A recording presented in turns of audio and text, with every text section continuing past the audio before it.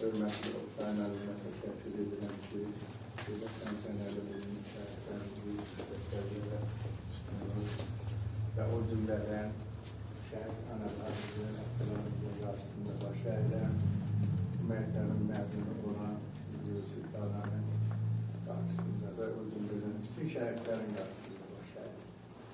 Çünkü şehitlerimiz ölmüştür. O ebediyete kadar bizim kalbimizde yaşıyor.